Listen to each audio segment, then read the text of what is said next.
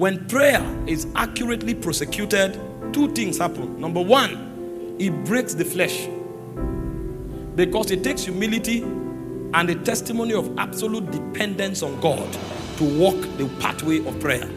And number two, it will give you access to the realm of God, which eventually gives you authority to advance God's will.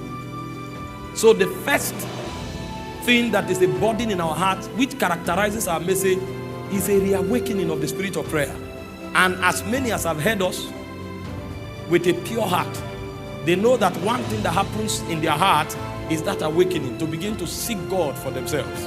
Number two is to bring our generation to a position of studiousness. The culture and the habit of studying is gradually evaporating. So a lot of people don't have acute knowledge. They know few things about many subjects, but they are not grounded in any. And so anything you say, they have something to say.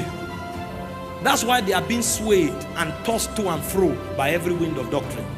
Because when you are not grounded, you sustain a mindset and a disposition and you feel it's correct. So when you hear anything that is not close to what you think is right, you just begin to attack. Whereas you are not grounded. If you are called upon and we say, deal with the subject, it will become a crisis. And the reason is because people don't study.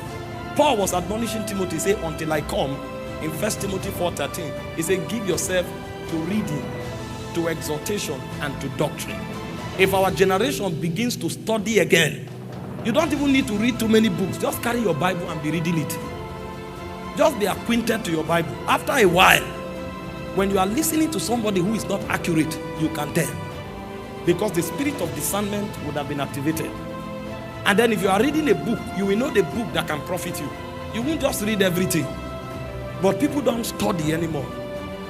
And the Bible said to study to show thyself approved, not unto men, unto God. But many don't study. The life of study, the attitude of study is gone from our generation. And that's why today people can hardly represent any dimension in God.